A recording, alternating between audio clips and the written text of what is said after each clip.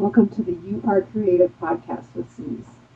I am so excited tonight to talk to my friend, Rahera Lomano. She is an amazing artist and she's going to talk about her creative journey. So thanks for joining me, and I hope you get some wonderful things from this. Please remember to like and subscribe to this channel, and that will help more people be able to see it. I hope you love this podcast as much as I do. Stay tuned.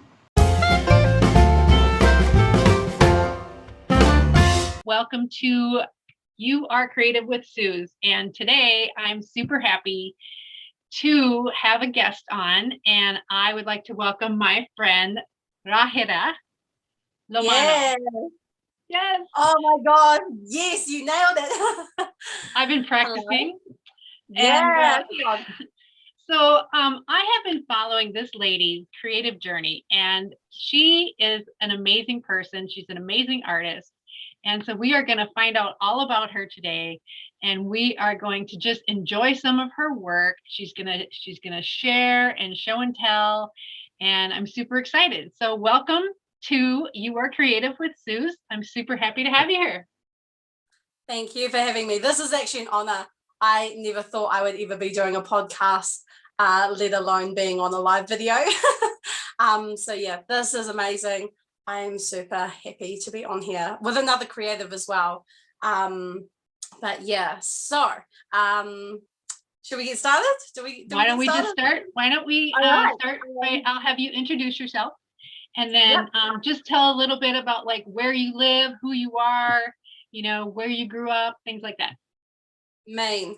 All right, so just like Sue said, I am a Rahera. I am from New Zealand, as some of you may be able to tell by my accent. I live in Hamilton, New Zealand, with my husband and my cat.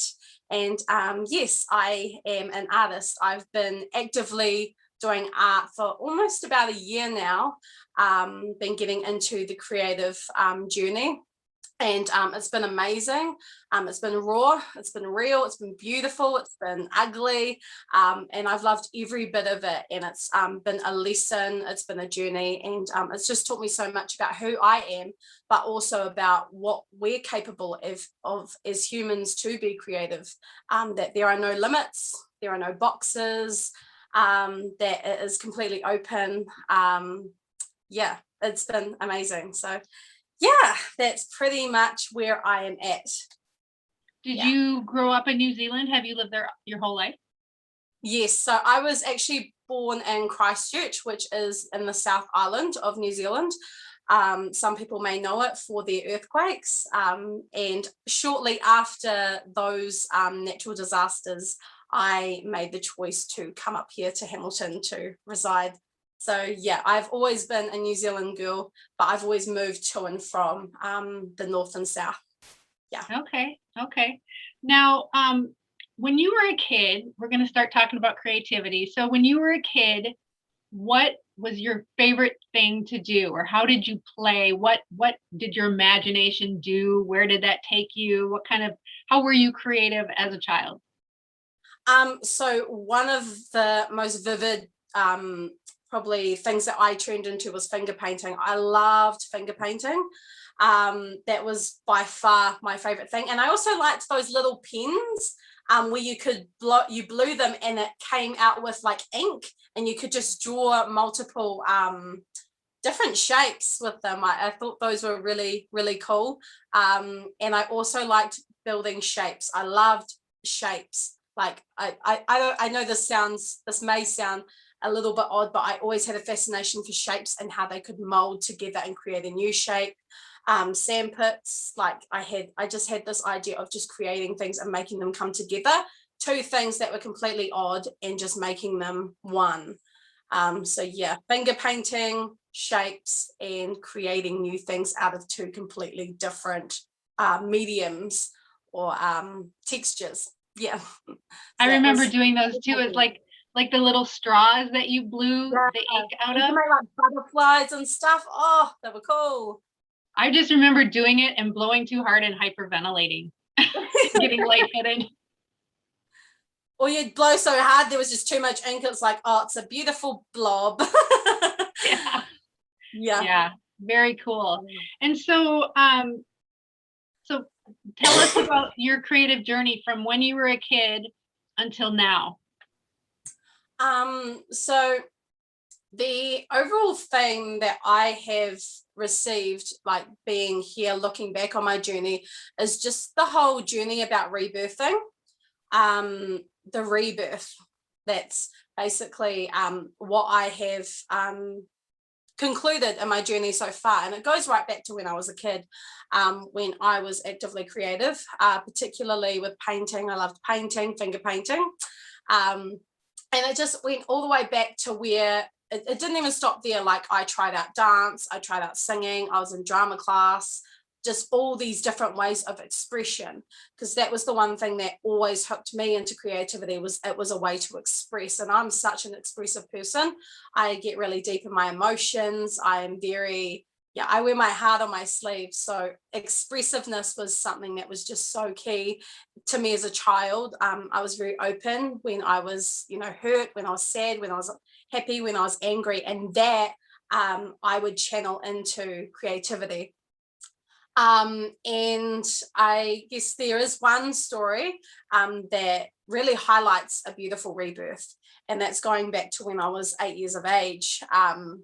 I was, in standard, I think elementary school for you guys, primary school, we call it here. I was 8 years old, and we had gone on this field trip, and we had to observe and, recount what we had learnt during the day. We went to the beach.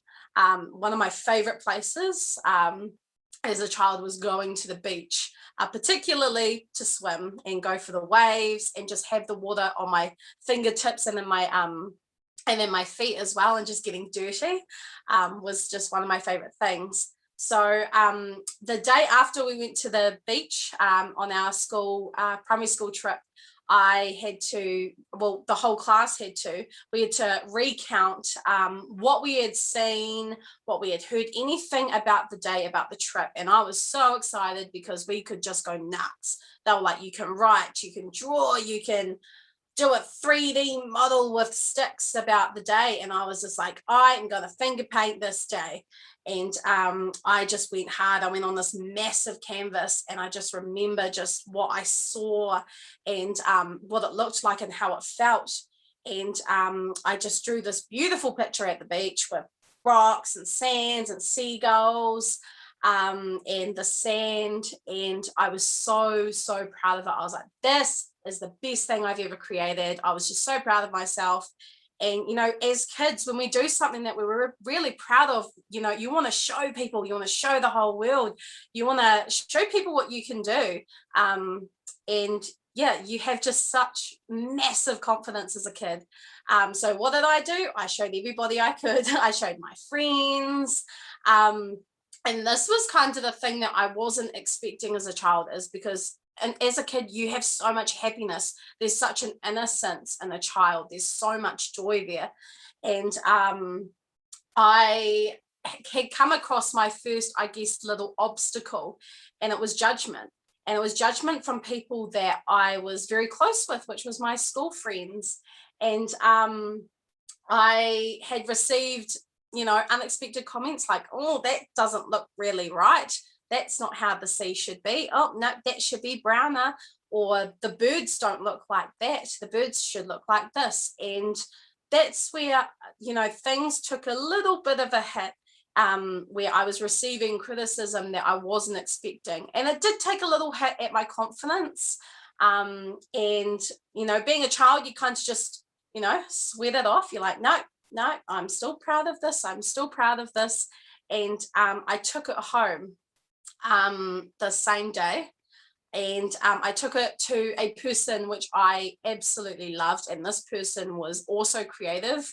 They were very talented, and I was like, this person is just gonna love what I've done, because they know it, and they know how beautiful it is, and they can appreciate it. And this person actually discouraged this painting. They were like, this is just weird, this is odd, this is ugly. And that took a massive hit, because this was someone not only did I love, but this was a drawing that I loved. This was a gift that I was so proud of having, a gift that I was so proud of showing. And it just brought so much joy. And I thought it would bring joy to others as it did for me. And it turns out it wasn't the case. And that hurt me so badly. And multiple criticisms came against this, like it was weird, that's not even the right colors. I had a flamboyant imagination, weird, and this like dug at my confidence. And I remember just afterwards just ripping it up and throwing it in the bin, and I was like, I'm never doing this again, I'm never showing anyone this again. Literally cut off my exploring of being creative. I was like, okay, obviously there's something wrong with me, there's something different that people in this world will not understand, therefore I must be the problem. So I just took it away, and I was like, right, the world's right again, because I've dismissed the problem. So that was a really, really difficult part to be a part of, especially in early years as a child. Like, how do you deal with that, trying to withhold something that you thought was beautiful and the world disagrees? So yeah, that was a little bit of a hit one. So do you want me to keep going? Well, I was going to ask you, to the people who criticize your finger painting, did they have good intentions, do you think, or what do you think their intentions were behind that? I think looking back at it now, as a child, I just thought that they were just being mean. They were just being really hurtful and just being mean. But looking back, like now as an adult and living through life and seeing things through, I guess, mature eyes, I've realized that people get hurt. You know, over the years, people take criticism through the littlest things. And whether we choose to hold on to it or whether we choose to grow with it, can determine where people's hearts are at. And that's not our responsibility to carry, is that people get hurt or people see judgment as being something that can better people, you know, that can challenge people, that can make them push through. But I guess that's where grace is so important, to whoever you speak into, whether it's life, whether you think it's speaking words of life or words of death. I guess it's just, I've realized now that that was where they were at. That's how they saw things. That's how they saw speaking love, speaking life.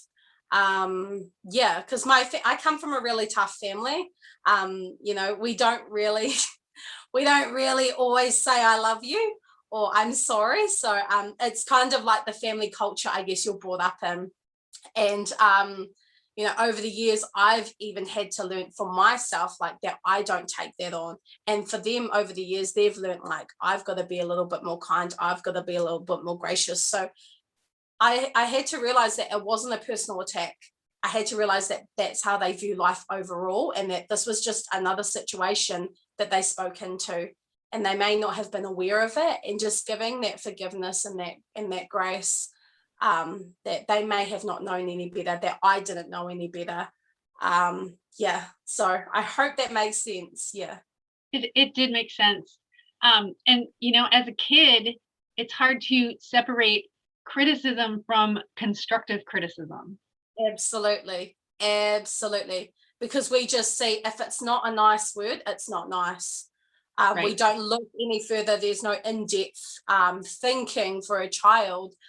Nor should there be, because, you know, as we're growing, we learn how to think deeper. But absolutely, that's how I took it as a child, was that was mean words, therefore it was a mean situation. And that was it. But understanding now that it was what it was, but yeah, with more understanding, I can definitely see where God was in that moment, as well as where the devil tried to, destroy a dream, but where God, kind of was like, I'm here.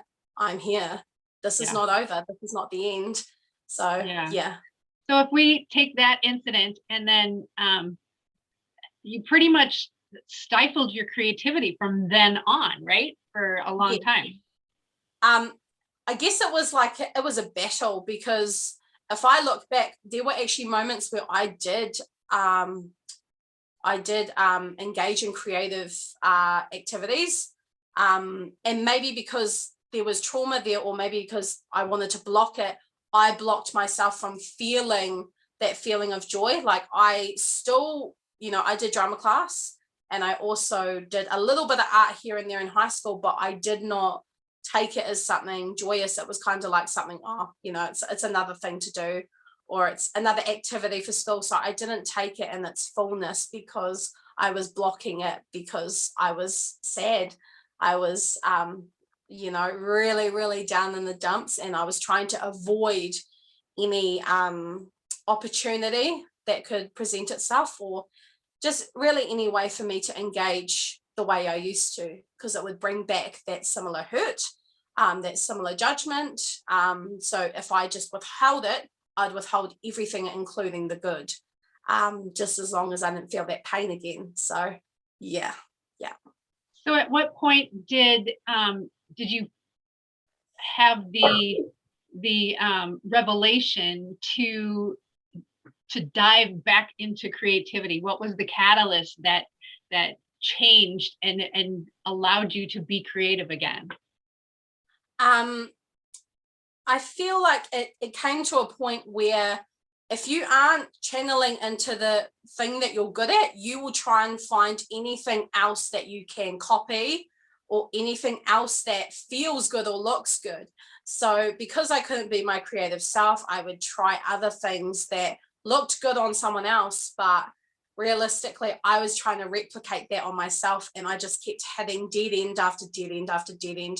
And when you keep engaging in different things, so if you, like, let's just say one thing that I took part in was dance. Now, I'm not a naturally coordinated person, but I literally threw myself into dance because dances were cool, dances were fun, it was the trend. And I just found myself getting exhausted, lost, confused. I was like, why can't I, get those moves right? Or why can't I look the part? Or why can't I be like them? And it was because I just wasn't tuning into what my soul was saying. Was like, you're not a dancer, and that's okay. You don't have to be a dancer. You weren't created to be a dancer, but I was forcing myself into that.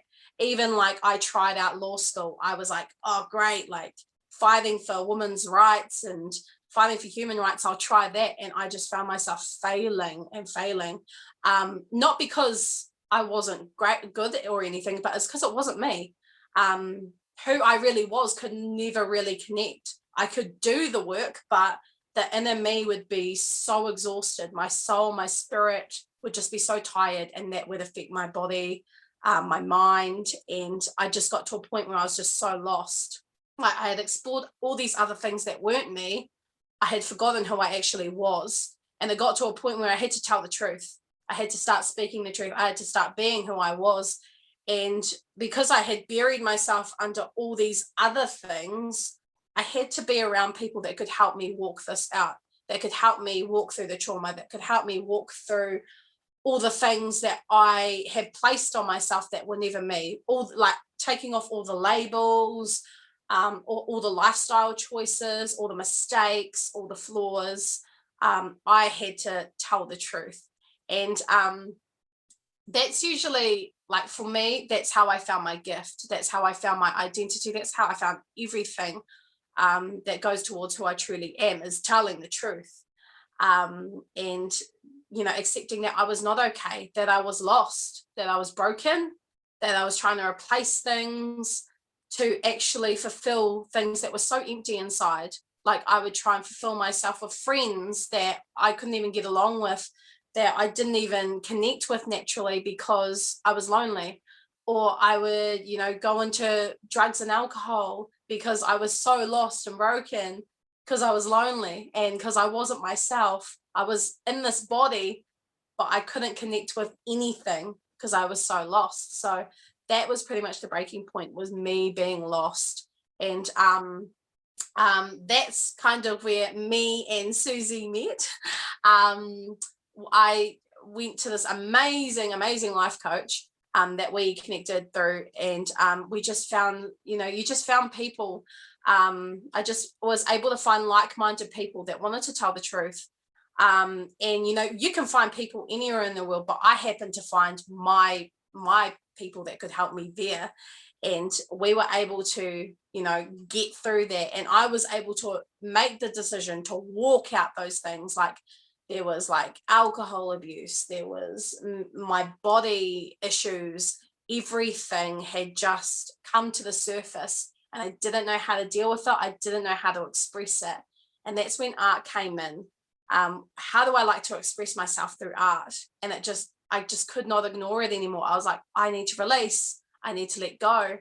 And my very first drawing I did was in the midst of COVID, when all the world went to a stop and you couldn't get out of your house. You had to face reality. You were inside your house 24/7. You were facing your family. You were facing yourself. Your mind was catching up. Your body was catching up. Soul was catching up. And it was like, I can't run away from this. I can't make myself busy. I can't give myself to other things. I'm in my house. I have to face the truth. And I made my very first drawing on the first day of COVID. Which was prayers going all over the world. And that broke so much for me, because those prayer hands didn't only represent my prayers for the world, they represented me, my prayers for my life, my prayers for my marriage, my prayers for trauma, my prayers for things that I was dealing with. And that just broke everything. And I realized that I was going to go through this healing journey, but also rebirth my gift. That Pa wasn't only going to heal my identity, he was going to heal this gift that had been buried for so long. And during COVID, I just kept drawing and drawing and drawing, like all these drawings. And I've got an entire book, just like I just kept drawing and drawing and drawing. And it just got to a point that as I was drawing things that I had to heal from. So I drew a picture of a baby, and that helped me heal through my miscarriage. And I had to draw a picture, like this picture here was when, God was rescuing me through the storm that I was facing. And then the blooming of who I have become, throughout this whole journey, being creative and taking off the mask and, taking flight. There are so many things that I have found healing in through my own gift. But when I have shown these to people, they have had healing. So it's like there's this ripple effect of healing for people. And that has been the journey that I have walked out, is that, we have gifts inside of us already that have been buried, but when they reach the surface, they can actually bring us healing, and they can also bring other people healing as well. So that has kind of been the rebirth of my gift, is by it being resurrected through what it was buried, which was a whole lot of trauma and a whole lot of just yuckiness. So that's that's wonderful. And that actually segues into my next question very well. So my next question is, once you found your creative niche again, how did that feel? Like, did you just feel like you just like bursted, like you just went crazy and just wanted to draw all the time and wanted to paint all the time? Like, how did that feel, and what does it actually do for your spirit while you're in creative mode? I think what it really does for my spirit is it helps me tune into me. If that makes sense, is that, there are those downtime moments where you spend so much time with people, you're living life, you're walking with people, you're journeying with people, and there's that moment for you to tune into you and who you are and what you're good at, and not being overconfident or anything, but when you know, and when you're confident in it, and you don't have to tell anybody, you just are so sure that this is who you are, that you don't have to prove to anyone, you don't have to strive, you know what I mean? Like, there are just so many times where I have just looked at a painting and I'm like, I drew this just like thinking it. And it's just like, sometimes we feel like we have to work so hard for something, but when you're naturally got it inside of you, you don't have to keep trying. It actually just comes out. It's like, right, we're going to do a picture of a flower, and it's a beautiful flower, it's a stunning flower, and it didn't have to be that hard. So I think one thing that I've learned is that when you're in your lane, or when you're doing something that you are truly passionate about, it just flows. It just really, really flows if you let it. If you don't box it and you don't have expectations like, oh, it has to be blue, it has to be green, just whatever color it's going to be, it's going to be. Whatever pencil you pick up, that's the color it's going to be. And that's what I've learned, is I've had to learn to flow with my gift, because that's where the beauty really comes out. And yeah, that's pretty much it. I think so. Yeah, I think you're right. I think that when you are in your creative zone, that it's almost effortless. It just pours out of you. And I know that's the case for me too. And time, it's almost like time doesn't exist. I have, Yes. Oh my you God, know, yes. all of a sudden it's dinner time, and I feel like it was just breakfast, because I was so in my zone that time just doesn't exist, and I can get carried away, and I get lost in it, but it's so effortless and it comes so easily. And that's, I Yes. think, how you know that you're in your creative zone, and Mhm. and there's favor on it, Yes. when you're in your zone, when you're doing what you're meant to be doing, there's just unlimited favor on it. And so tell me about some of the manifestations of favor that you've had on some of your artwork. What has it allowed you to do? I think one of the most beautiful things I've ever had is the conversations. I think that is just one of the most beautiful things that could ever come out of this, is that there are people that I've never even met. They don't know me, I don't know them. And I go to markets, I have been to events, I've been to expos, and it's just the thing that really brings me joy is when people see something in the paintings that I didn't even see. So like I could be drawing a picture of like a bird, and I see the beauty of a bird, that it can take flight, and they see freedom, and then they will share a story in their life of where they've experienced true freedom, and how that painting shows them that memory again. And that's just so beautiful. That's just something that money or anything cannot buy. Time can't even give that back. It's just been such a beautiful journey, seeing how people can connect, and that's simply by you being you. Because we go through, well, I've gone through many moments where I'm like, man, this is so boring, this part of me, I don't want to share this part of me, it's just so boring. But I believe that we're all created with something beautiful, like everything about us, our makeup, our physical, emotional, mental, emotional is so beautiful. And there's intention in it. None of it's boring. No bit about us is boring. Even the color of our hair, like my color is black. It's not boring. And it's just like, when you just share, no matter what it is that you just connect with other people, no matter what. If you see yourself as being worthy, if you see your gift as being worthy, and that's all come through conversation, is that people have found healing. And that's been my whole journey. And God's my source for all my artwork. And if God wants people to heal through my art, who am I to stand in the way out of that? And who am I to stand away out of my own journey healing from those paintings too? So it's been such a ripple effect. And I think it's so important to have a source, because that's how that ripple effect begins. And my source is God. So even having those conversations with people, I just hope that they see God in my paintings too. So yeah, conversations have been my most favorite thing of all. Yeah, that's wonderful. So where do you go for inspiration, or what do you see that gives you inspiration? What do you look for inspiration? I always look at nature. My backyard is massive. So I love looking at the creation that's there, the birds, even the worms. the little bugs, that the world is bigger than we know it, you know, in this world that we live in. It's just so beautiful. So I always explore the world. And I usually look at my backyard. That has been my number one thing. There have been moments where I have gone to places and, you know, there's been a person that has just been highlighted to me.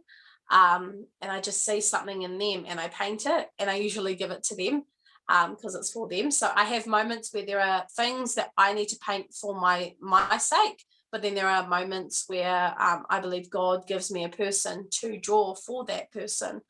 There might be something that they need to see, or there might be something that they just need to hold on to. And that's pretty much where I get my inspiration from.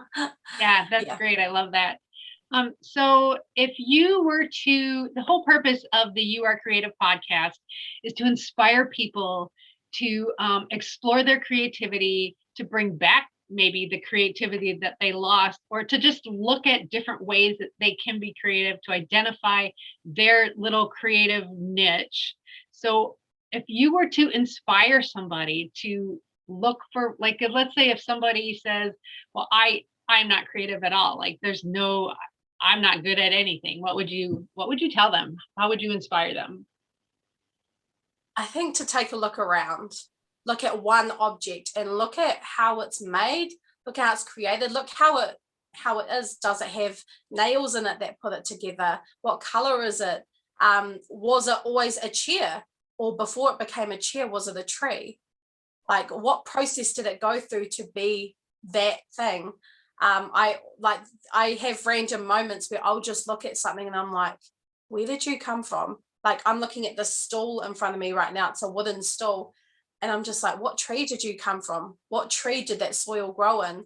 You know, what made that person choose that color?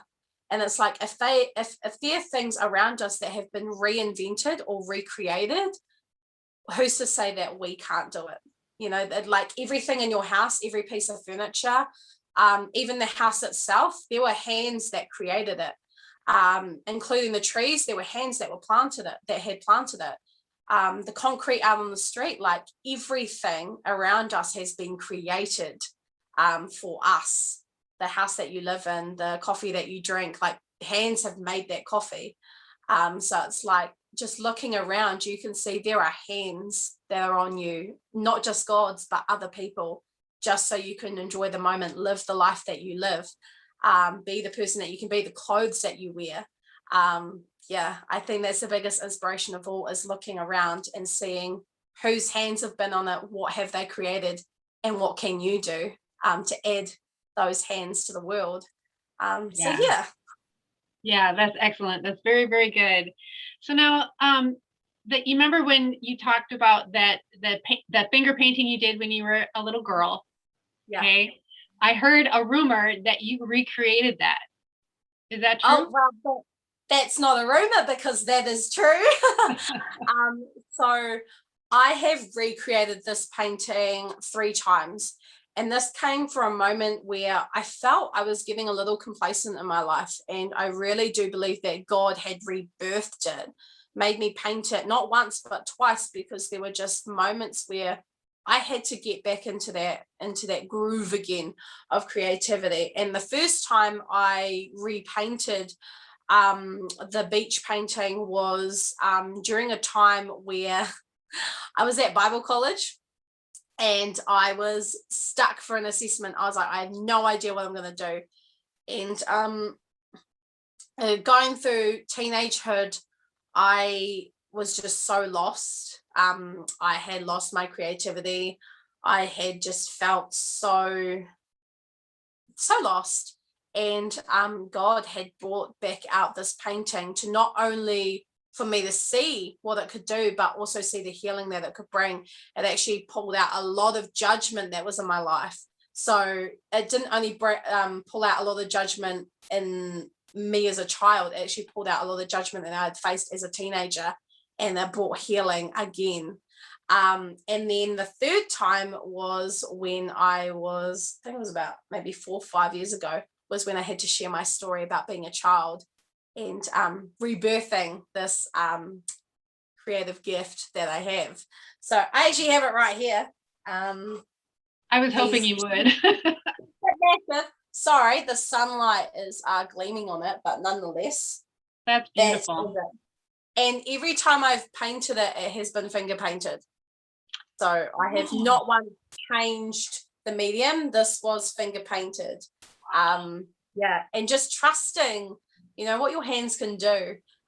It's great to have tools, and it's great to, have resources, but sometimes, God surprises you and he's like, why not use your hands? So that I did. And yeah, I'm super proud of it. It's one of my favorites. And yeah, it just really, it gives me hope. And I hope it gives other people hope too, to not lose that creative streak that they actually do have. You just have to dig it up and dig deep and think deep and go deep. And yeah, it's going to be amazing. That's beautiful. Now, do you have other pieces that you are ready to show us? Actually, I might. Hang on, just give me a second. Okay.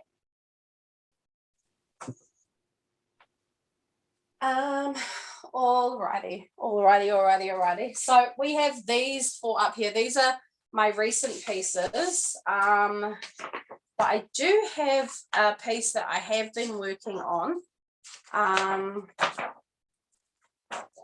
So this one is about a bee. I don't know if you can see it.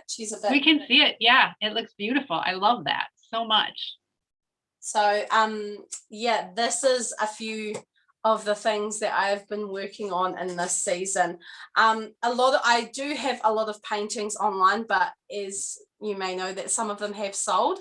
So these are at the moment what I have and what I have been sharing recently.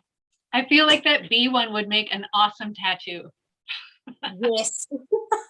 I've had a few people go, are you good with designs? So it has been, yeah, even this gift has brought up a lot of opportunities, business opportunities. Yeah, it has been amazing. Yeah, and it just comes from simply just being yourself and looking within and appreciating what's within. So yeah. I think that's wonderful. I'm so happy that you were able to share your story with us. And now, if you want to connect with this lovely woman, I think I put her information for Instagram and her Facebook information in the description, and you can connect with her there. I just am so grateful to you for sharing with us, and I just am honored that you would do this for me. And it's so great to hear your story. And like I told you earlier, I've been kind of following your story from the very beginning since we met. I've been stalking you, for lack of a better way to put it. So is there anything else that you want to add, or anything you want to say to the people who are watching? Yeah, just thank you for having me, and thank you for making room for creatives like me to share their story. It's just been such I didn't even think I'd be doing a podcast ever. I was like, no, I probably won't. I'm quite shy and I don't like to speak often, but I'm just so honored, and I do think that this was meant to be. And it's just so awesome to see your journey as well with your quilts, and your journey has been inspiring as well. So I was more than happy to be on this video, and also inspire other people who are, thinking of picking up that paintbrush or that pen, or coming up with that dance routine or that song or that film. Yeah, do it. It's one step closer to tuning into you, and also tuning into the people that are waiting to hear your story, waiting to see your gift. Yeah, it's awesome. Yeah. Well, thank you again. And so everybody, we're going to sign off, but I just wanted to tell you that, you know, the You Are Creative podcast is meant to inspire you. We are all creative because we were made in the image of our creator. So that makes us creative too. So we're so happy that you were able to join us. I know that I kind of was watching the chat a little bit and there weren't really any questions, just some really nice comments from people. But so I'm just really glad that you're able to join us. This will be on Facebook and it will eventually be uploaded to YouTube on the Suspense channel, which is the You Are Creative podcast. So with that, I'm going to stop the live feed. Rahera, you stay with me, but All right. everybody else, we're going to go. See you later. Guys.